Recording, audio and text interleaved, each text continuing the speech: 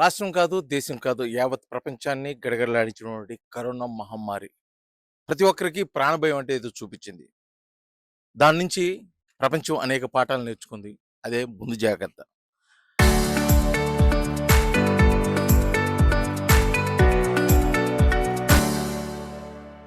మరొకసారి కరోనా కేసులు కలకలం రేపుతున్న ఇటువంటి నేపథ్యంలో రాష్ట్ర ప్రభుత్వం కూడా అప్రమత్తమైంది.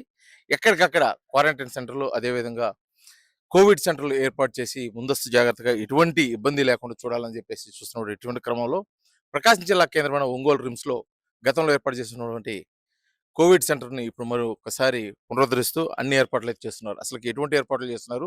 ఇప్పటివరకు ఎటువంటి కేసులేమైనా వచ్చాయా? ముఖ్యంగా ప్రికాషన్స్ ఎటువంటివి పాటించాల్సిన విషయాలు కూడా మనతో పాటు రిమ్స్‌కి సంబంధించి యశ్వ గారు ఉన్నారు. వారు మాట్లాడి తెలుసుకునే ప్రయత్నం చేద్దాం. మేడం చెప్పండి. ముఖ్యంగా ఈరోజు కరోనా కేసులు కడప జిల్లా, గుంటూరు జిల్లాలో కూడా కేసులు నమోదయ్యాయని చెప్పేసి, పాజిటివ్‌గా కూడా నిర్ధారణ అని చెప్పేసి కూడా తెలుస్తున్న పరిస్థితుల్లో, ముఖ్యంగా ప్రకాశం జిల్లాకు సంబంధించి ఏమన్నా కేసులు నమోదయ్యాయా?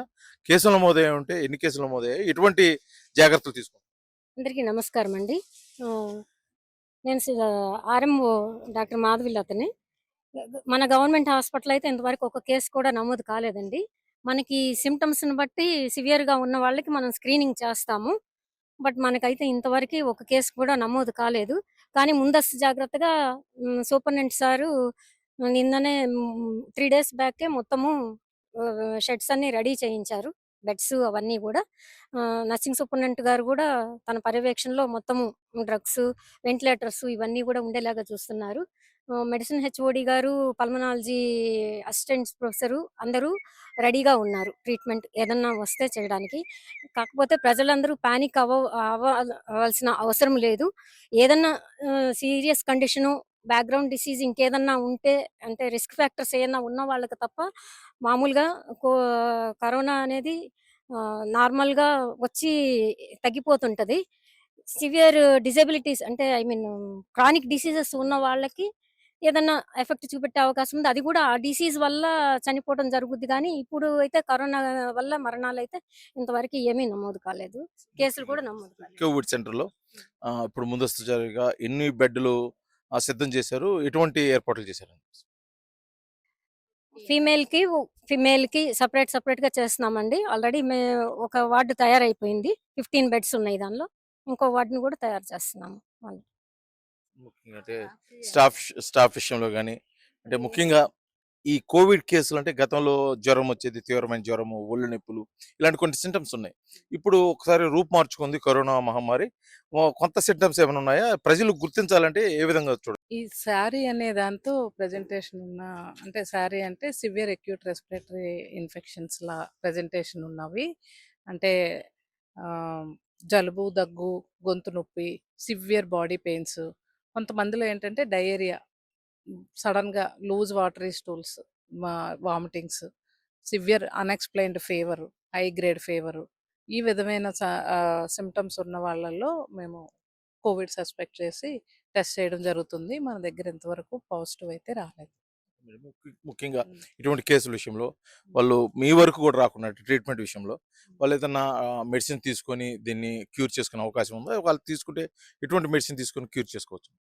ఈ కోవిడ్ వచ్చిన వాళ్ళల్లో చాలా మందికి 90%, 95% వాళ్ళకి జస్ట్ సిమ్టమేటిక్ ట్రీట్మెంట్ ఇచ్చి, ఫ్లూయిడ్స్ ఎక్కువ వాడి, రెస్ట్ తీసుకొని, ఒక ఫీవర్‌కి వాటికి సంబంధించి దానికి తగిన మందులు వాడి, రెస్ట్‌గా ఉండి, సపోర్టివ్‌గా న్యూట్రిషన్ అది తీసుకుంటే న చాలామందికి దానంతట అదే నయమైపోతుంది.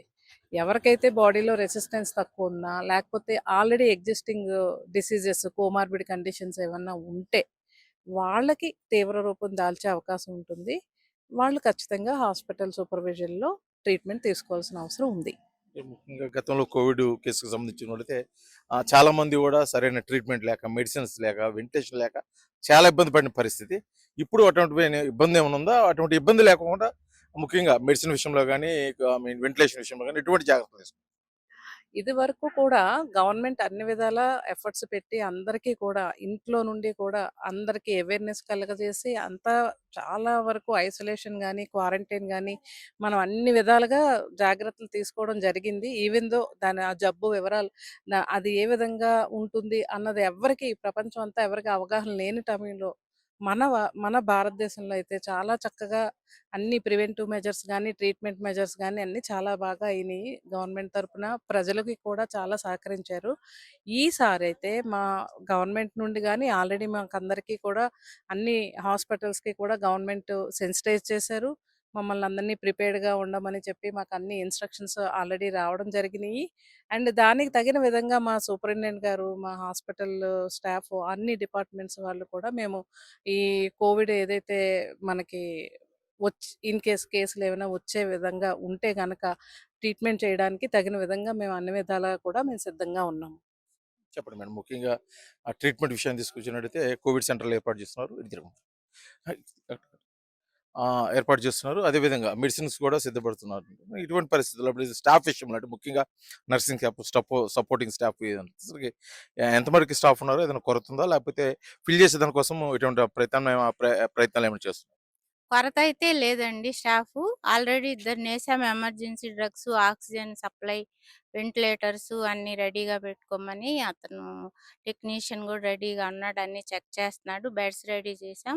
ఎమర్జెన్సీ డ్రగ్స్ ఇన్‌ఎండ్ పెట్టిచ్చాం. స్టాఫ్ ప్రెజెంట్ ఇద్దరున్నా కూడా అవసరమైతే ఇంకా మిగతా హాస్పిటల్ నుంచి డిప్యూట్ చేసేస్తాం ఇక్కడికి. ఇబ్బందేం లేదండి. మా వైపు నుంచి ఎలాంటి లోపం లేకుండా చేస్తా ఉన్నాం. అంటే ముఖ్యంగా అంటే ఇక్కడ ఏర్పాటు చేస్తున్న బెడ్ల విషయంలో సుమారు మేల్‌కి ఒక 15, ఫీమేల్‌కి ఒక 15 మొత్తానికి సామర్థ్యం తీసుకున్నట్టయితే ఒక 100 పడకల క్వారంటైన్ సెంటర్ అదే కోవిడ్ సెంటర్‌లు అన్నీ ఏర్పాటు చేస్తున్నారు. అంటే టోటల్‌గా ఈ 100 పడకలకు సంబంధించి స్టాఫు పూర్తి స్థాయిలో ఎక్కడుందంటారా? మళ్ళీ బయట నుంచి ఏమైనా తెప్పించుకునే అవకాశం ఉందా?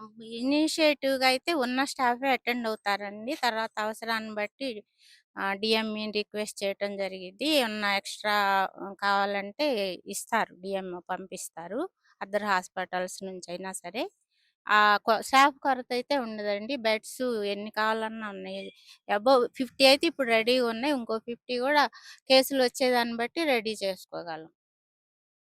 ఇది మొత్తానికి రాష్ట్ర వ్యాప్తంగా గూడా భయపెడుతున్నటువంటి కోవిడ్ కేసుల విషయంలో ఎటువంటి ఇబ్బంది లేదు. ముఖ్యంగా ప్రకాశం జిల్లా ఈ విషయం తీసుకొస్తే ఇప్పటివరకు ఒక కేసు గూడా నమోదు కాలేదు. ఒకవేళ ఎటువంటి కేసులు నమోదైనా కావాల్సిన అన్ని ఏర్పాట్లు అంటే క్వారంటైన్ సెంటర్ అంటే కోవిడ్ సెంటర్, అసలు ఐసోలేషన్, అదేవిధంగా సంబంధించి స్టాఫ్, మెడిసిన్, వెంటిలేషన్ అన్నీ సిద్ధంగా ఉన్నాయి. కాకపోతే ఇప్పటివరకు అయితే ఎటువంటి కేసు నమోదు కాలేదు. ముఖ్యంగా ఈ కేసులకు సంబంధించి ప్రికాషన్స్ అంటే ముందస్తు జాగ్రత్తలు తీసుకున్నట్టయితే దీన్నైతే పూర్తిగా ఇంటి వద్దే నయం చేసుకోవచ్చు. ఒకవేళ ఏదన్నా దీర్ఘకాలిక సమస్యలు, ఆరోగ్య సమస్యలు ఉన్నవారైతే ఖచ్చితంగా ఐసోలేషన్ వైద్యుల సలహాలు, అదేవిధంగా వైద్య సహాయం తీసుకోవాల్సిన అవసరం ఉంది కాబట్టి ప్రజలు కొద్దిగా అప్రమత్తంగా ఉండి వైద్య సేవలైతే పొందాలని చెప్పేసి కూడా ఆ రిమ్స్ స్టాఫ్ అయితే కోరుకుంటున్న పరిస్థితి ప్రకాశం జిల్లా కేంద్రమైన ఒంగోలు రిమ్స్ నుంచి అయితే కనిపిస్తుంది. వీడియో జర్నలిస్ట్ లక్ష్మణ్‌తో శ్రీనివాస్, ఆర్టీవీ, ఒంగోలు, ప్రకాశం జిల్లా.